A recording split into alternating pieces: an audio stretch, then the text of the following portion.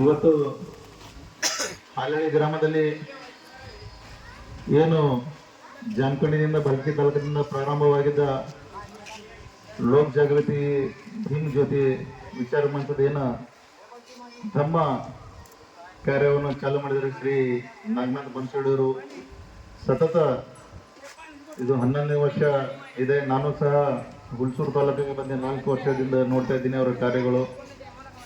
ಬಹುಶಃ ಅವರು ಯಾರಾದರೂ ಹಿಂಗೆ ಮಿಸ್ ಮಾಡ್ತಾರೆ. ಅವರು ಸತತವಾಗಿ ಏನು ಈ ಧಮ್ಮ ಕಾರ್ಯವನ್ನು ಕೈಗೊಂಡಿದ್ದಾರೆ.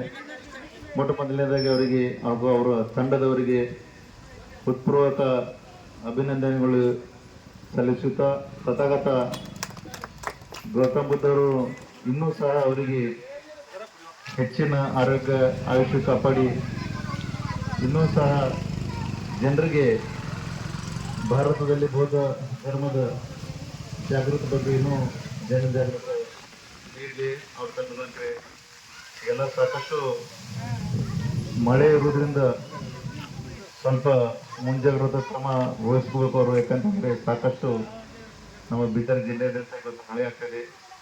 ಅದ್ರ ಕಡೆಯಿಂದ ತಾವು ತಮ್ಮ ಆರೋಗ್ಯವನ್ನು ಕೂಡಿ ಗಮನ ಹರಿಸಿ ಧರ್ಮದ ಕಾರ್ಯ ಮುಂದುವರ್ಸ್ಕೊಳ್ಬೇಕಾಗೈತಿ, ಮುಂದುವರ್ಸ್ಕೊಂಡು ಹೋಗೋದು ಮಾಡಿದೆವು. ನಾವೈತೆ ಆ್ಯಕ್ಚುಲ್ ಹಳ್ಳಿಯಲ್ಲಿ ಒಂದು ಆಕಸ್ಮಿಕವಾಗಿ ನಿರ್ಕಲ್ಪವಾಗಿ ಇಲ್ಲಿ ಸ್ವಲ್ಪ ಕೆರೆ ತುಂಬಿ ನೋಡಕ್ಕೆ ಬಂದಿದ್ದೆವು. ಅದಕ್ಕೆ ತಮಗೆಲ್ಲ ಮತ್ತೆ ಅಭಿನಂದನೆ ಸಲ್ಲಿಸಿ ತಮ್ಮ ರಥ ಇದು ಮುಂದುವರಲಂತ ಆಶಿಸ್ತೀನಿ. ಜೈ ಭೀಮ್, ಧನ್ಯವಾದಗಳು.